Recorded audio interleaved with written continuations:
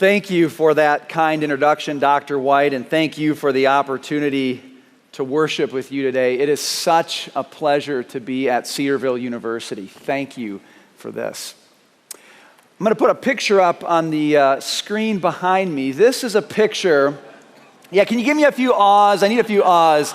I miss this little guy. Okay, so this is a picture of my favorite little boy in the whole world, my son Timmy. And the thing I love best about him is his really fuzzy hair. Okay, that's my son Timmy. And he's sitting in my favorite car in the whole world. Yes, a 1978 25th anniversary Corvette. Are there any Corvette fans in this audience? Yes. Thank you. It's an awesome car. 4-speed manual transmission. It has the T-tops, so you can take them off on a really nice day. A huge, loud V8 engine. Amen. I got an amen. That may be the only amen I get this whole talk. In fact, I'm going back to Minnesota on Friday. That's where I'm from. Not just to drive this car, but in part so I can drive this car. And you know who's going to be sitting in the passenger seat, don't you? That little guy. His hair is really going to fluff up because of the wind blowing at it. It's awesome. So my dad and I decided to buy this car a few years ago, in part because 1978 is a special year for our family. 1978 is the year that my mom and dad got married. But as I learned, I'm giving you a lot of awe moments today, aren't I? Kids and moms. But as I learned more about this car and more about the era in which it was built, I discovered that 1978 is actually a pretty pivotal year for our country. In many ways, the memory of 1978 still haunts the economic conversations that we have today. So in some ways, 1978 points forward to exactly the moment we're at today, but in other ways, in surprising ways, it actually points backward 500 years to a pivotal moment in our faith.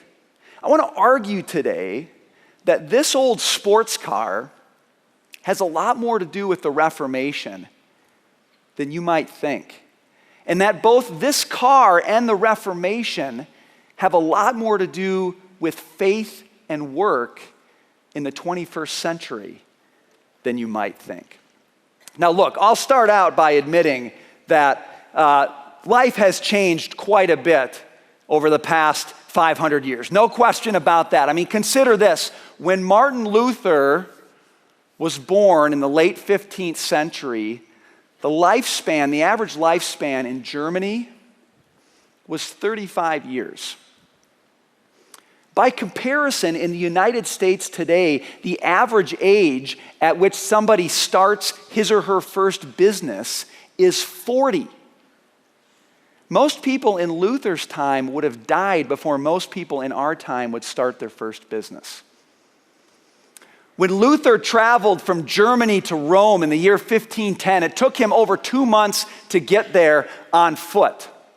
Now, you and I could make that same trip today by airplane in fewer than 2 hours. That would have sounded crazy to Luther, but it would have sort of made sense that we were physically moving from Germany to Rome. But if you told Luther that almost instantaneously your image from Germany could appear in Rome, he would have thought you were possessed. Because the idea of something like FaceTime or Skype would have been completely incomprehensible to him. Natural to us, totally incomprehensible to him. But here's my favorite, okay? When Martin Luther launched the Reformation, he famously did so by pounding a piece of paper into a church door in a relatively small town where fewer than 1 in 3 people in that town could even read what he put there. Compare that to our own time. when the English pop band One Direction, any One Direction fans in this audience? There seems to be some debate going on right now about whether that's okay. I'll leave you to do that after chapel. When One Direction wanted to announce its breakup in 2015, it posted a message on Twitter that took just 15 seconds to reach every inhabited continent on planet Earth. 15 seconds. So life has changed a lot since the time of the Reformation. But I want to argue that there are some surprising similarities that make the message of the Reformation still very relevant for us today. So I teach at the King's College in New York City. I teach business classes there. And when I ask my students, what's one of your biggest concerns about your career? You know what they tell me? I suspect some of you might think about this as well. They say something like this, and I'm going to put it kind of starkly. I'm kind of concerned about robots taking all of our jobs. Do you have any fear of this? Of robots taking your jobs? I know that sounds kind of sci-fi. Let me put it slightly differently. Are you concerned that automation, artificial intelligence, other internet-enabled technologies are going to make the human worker obsolete? Are you concerned about that?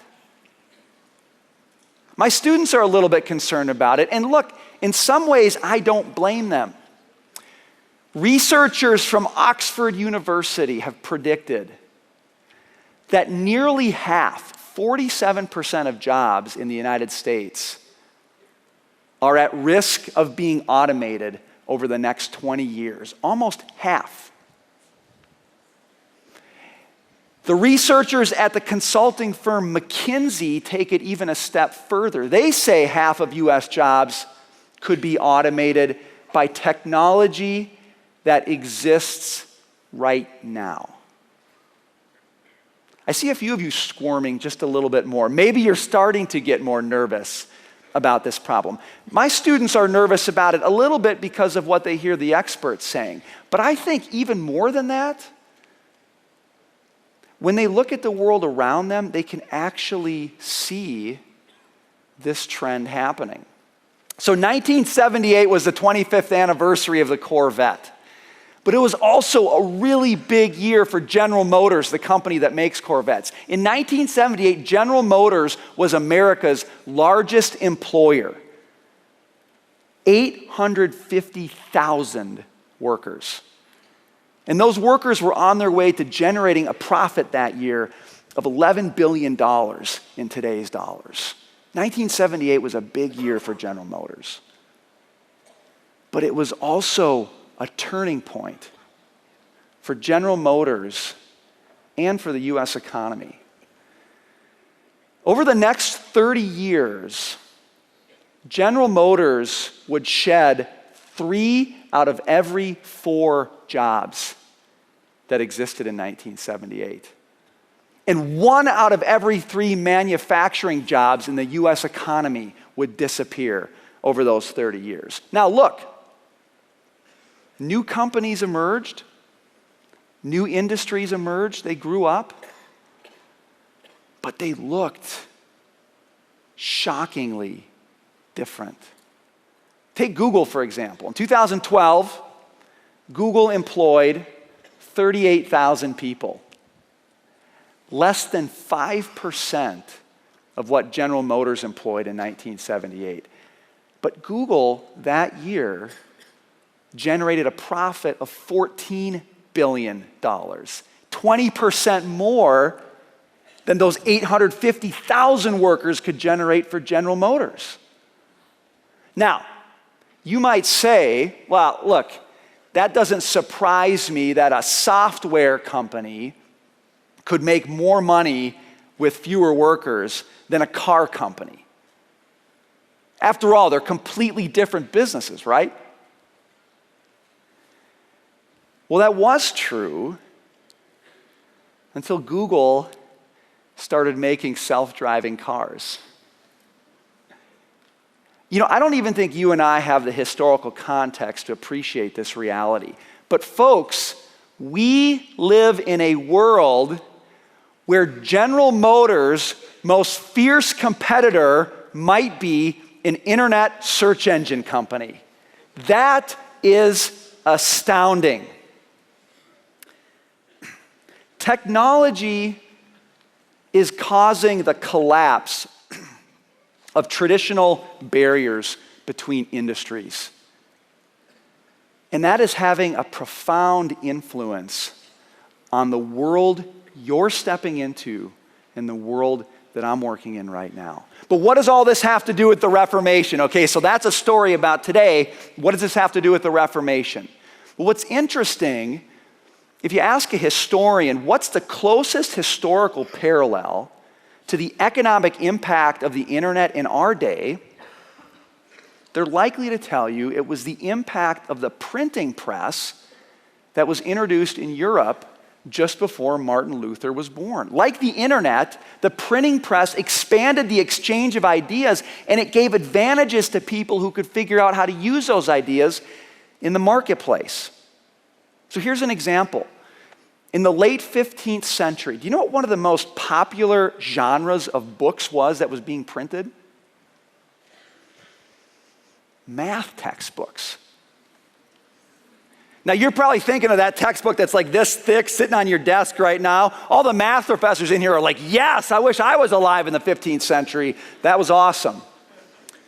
But don't think of the math textbooks sitting on your desk. What's interesting about these books is they were very practical.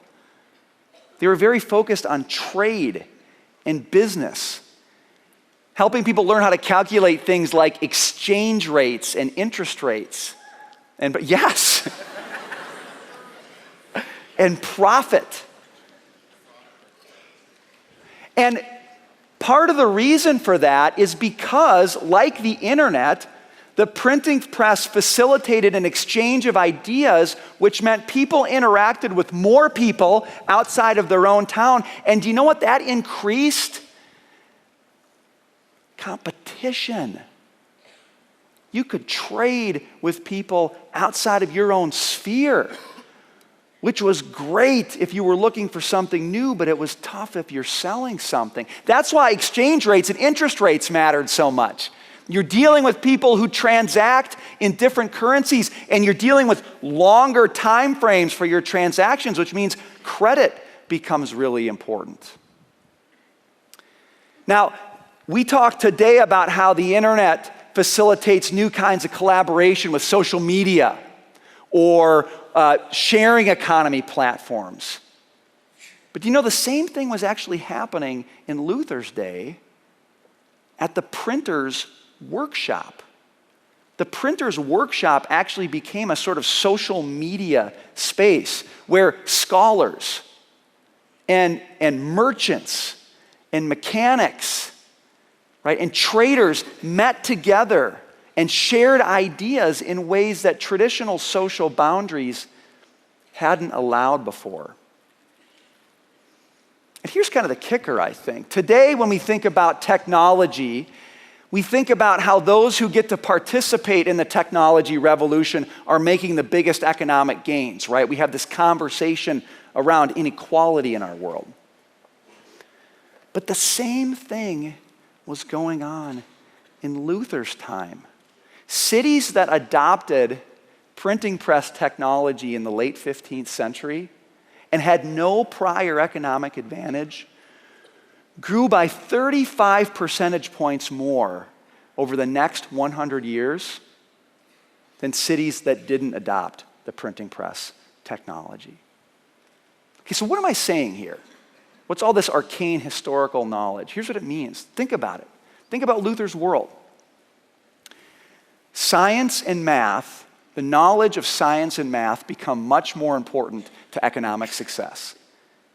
New technology is beginning to expand the sphere of competition from abroad. And the people at the center of that technology are the ones who are seeing their incomes rise fastest while others are left behind. Does that sound familiar to you?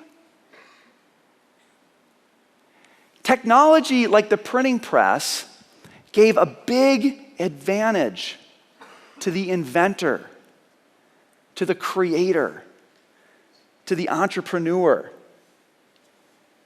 And I would argue the same thing is happening right now. Look, 9 out of 10 workers in the US are in a job that existed 100 years ago. And if the experts are right, most of those jobs are not going to exist 100 years from now. And that's not because technology destroys work. This is an important distinction. It's not because technology destroys work. It's because technology increases the rewards for people who find new ways to serve one another. The question for my students, and maybe for you, shouldn't be, are robots going to take all of our jobs? The question is, am I ready to step into and shape an unknown future? Now, a lot of people focus on whether we're giving you the skills and the training that you need to compete in a 21st century economy. We talk about that all the time. And that's a really important conversation. That's a really important question. But the question I don't hear many people asking, and the one that I want to focus on here for the next few minutes, is are you, and I'm thinking specifically of a younger demographic, are you spiritually ready for a future that looks much, much, much more entrepreneurial? Look, by many measures, young adults today are less entrepreneurial than their predecessors. Between 1989 and 2013, the number of people under the age of 30 who own their own business, the share of the population under 30 who own their own business fell in those 15 years by 75%. The rate of new business formation for people aged 20 to 34 has been dropping for 20 years, and it dropped sharply after 2010. Guys, you and I start businesses at a much slower rate, at a much lower rate than the baby boomers did when they were our age. So the question is, why is that? Why, if that's right, why is that happening? Why is it that younger generations seem to be less entrepreneurial? Well, there's a couple reasons. I mean, one is, look, we all got a lot more student debt than people used to. When you're sitting under student debt, maybe it's tough to start a business. Or maybe it's this economy that's been growing at 2% for the last 8 years and it just can't seem to pick up steam. Maybe that's it. But I actually think there's a much more interesting factor. Those have been talked about a lot. I think there's a more interesting factor. It seems to be the case that younger generations today are much, much more afraid of failure. There's a recent Babson College survey that tracks the reasons why young people don't start businesses. And they've been doing this for a while. And what they found is, in their most recent survey, when they asked people aged 25 to 34, why don't you start a business? 41% said the main reason I don't start a business is because I'm afraid of it failing. Now that's interesting, but what's more interesting is that number is up from 2001 when the percentage was just 24%. We have seen over that period of time a sharp increase in the number of young people who say, I don't want to start a business because I'm afraid of failing. And so the question becomes, if young people are not starting businesses as often as they used to, and if the reason is because they're afraid to fail, then why in the world are all of us so afraid to fail? And I think the answer comes down to this. I think it's a question of misplaced faith. So here's what, you go out and you look at poll after poll, and what you find in America, and especially among young people, is that fewer and fewer people believe that there is any source of meaning, any source of identity outside of the physical world that we inhabit. There is no transcendent being guiding your path. There is no higher reality. We've been taught, many have been taught, that you are what you make of yourself. The most real thing you can believe in is yourself. I was walking around New York City not long ago, and I saw a guy wearing a shirt. That's just the beginning of any interesting conversation. I was walking around New York City, and I saw a guy wearing a shirt that said, "I am the master of my fate. I am the captain of my soul." That's the last line from the poem Invictus. You may recognize that line. And so I saw this guy with the shirt, and I thought, that sounds like such an empowering statement. Take control. Be who you want to be. Make the reality you want to see. And man, when you are healthy and when you're capable, when you're getting things done, when you're seeing results, and when the people you care about are praising you for it, it feels awesome to say that you're the master of your fate and you're the captain of your soul. It feels good. But there's another side to that coin. There's a darker side. When you stumble and when you fall, when you're weak and you make a bad choice, when you're caught in the grip of addiction, when you're overcome by fear, when things aren't going the way that you want them to, and you're letting those around you down, where in those moments, those inescapable moments of life, where do you put your hope?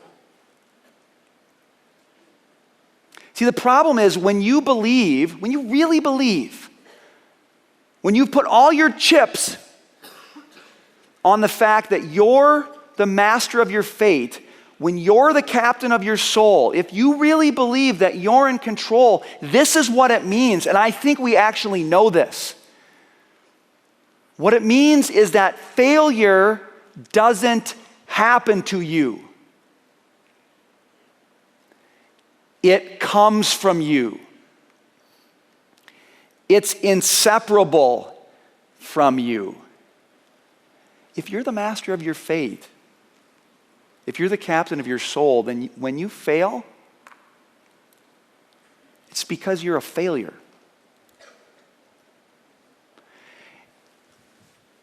I think this is the growing worldview for us. The most real thing I can believe in is myself. But therefore, it does not surprise me that so many more young people are afraid of failure. Wouldn't you be? The stakes are too high. Why would you want to put yourself in a position to fail when your identity is on the line? And that's what we're talking about here, identity. And that's really the question 500 years ago that the Reformation hinged on. A question of identity. What does it mean to be made in the image of God and to be saved, to be rescued by His grace alone? What does it mean to not be the master of your fate and the captain of your soul? And I think the surprising answer is that when we relinquish the illusion of control in our lives, it actually frees us from the fear of failure that keeps us from living a more entrepreneurial life. I think that's the upshot. Look, in the book of Genesis, God said to Adam, "Be fruitful and multiply, fill the earth and subdue it. Make this world I've created more and more useful for more and more people in a way that sustains it, that preserves it." That is such a familiar passage to us. I think it just kind of rolls right by. But do you see how big a job that is? Do you see the enormity of the task God gives us in that command? Do you see how much productivity and efficiency and innovation it takes to make this place more and more useful for more and more people? Because you have to change your methods when more people show up. It's a massive task. But I think even more surprising than that is the fact that God never tells us how to do it. He never gives us the instructions to tell us how to do it. What should I make? How should I make it? With what should I cultivate this earth? I think we fail to appreciate that right at the beginning of the Christian story, we have this massive amount of responsibility and this massive amount of ignorance. And the two don't neatly fit together. But what's great is that God resolves that question for us. The first thing we learn about God is that He creates something. And the first thing we learn about ourselves is that we're made in the image of this God. The Christian story starts with a creator making us to be creative. We're designed to imagine, to experiment, to step into the unknown. God chooses to reveal His creation to us through our entrepreneurial impulses. That's an amazing thing. But do you see the upshot of that? Do you see the necessity of that? If that's the way God has called us to step into the world, then the thing we're going to do is fail. We are going to fail. And in fact, God promises it. Failure is a guarantee of the Christian life. Let me just read to you from John chapter 15. Jesus says, "I am the true vine, and my Father is the vine dresser. Every branch in me that does not bear fruit, He takes away. And every branch that does bear fruit, He prunes, that it may bear more fruit. Already you are clean because of the word that I have spoken to you. Abide in me and I in you. As the branch cannot bear fruit by itself unless it abides in the vine, neither can you unless you abide in me." I think this is a fantastic passage of Scripture. And some of it makes sense to me right away. When Jesus says, every branch in me that does not bear fruit, he takes away. Totally get that. Clear away the dead stuff, right? This is not bearing fruit, get rid of it. That makes sense to us. That branch doesn't deserve to be there. But do you notice the other piece of that scripture? Do you notice the other part of that scripture? There's a part that I think makes a little bit less sense to us immediately.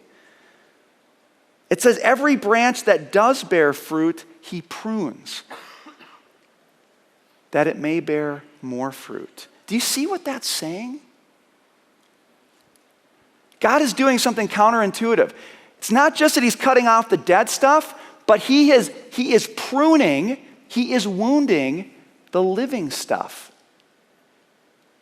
The things that are going right in your life, the things that look fruitful, that seem God-honoring, God is going into those places and he's wounding in those places. Why would he do that? Because he wants the wound to be part of our identity? Because he wants to make us more fruitful. The wound is part of his plan to make us more like himself, to make us more full of life, to make us more beautiful, to create abundance in this world. That is the Christian story around failure. I think it offers an amazing antidote to the story that's prevailing in our world. 1978 is a reminder to us that the world has changed. And I think it's a reminder that the future belongs to the entrepreneur, to the creator who steps into unknown spaces and finds new ways to serve one another. I think 1978 stands as that reminder. But I also think the year 1517 stands as a reminder as well. That Christians can be hopeful about that change. Perhaps more hopeful than anyone else, because our faith is ideally suited for a life full of risk and a life full of entrepreneurship. That's not because we're immune to failure or the pain of failure. We're not. But we're also not defined by it.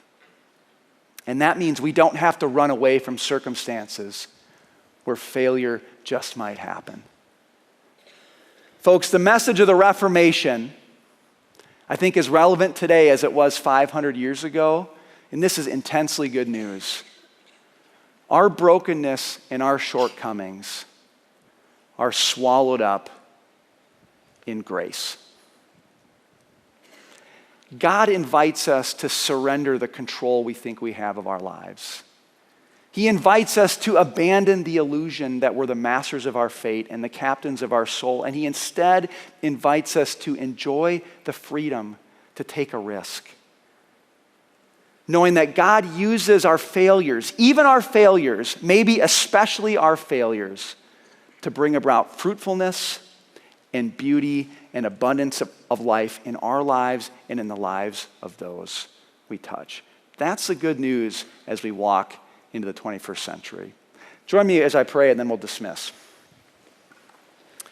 Father, thank you for the opportunity to speak to these students about this topic. Thank you that you've brought us together in this amazing space to share an ancient truth that you've given us. God, I pray that as these students walk out into the world, that you would make them eager to discover the potential that you've embedded into it. I pray that you would make them willing to step out into unknown spaces, and I pray that you would equip them with a faith that helps them to know that even as you prune, even as you wound, you do it that we might have fullness of life and discover our true identity in Jesus Christ. Thank you for that amazing gift. Help us to share it freely with others. In joy and courage, we pray. In Jesus' name, amen. Thanks so much.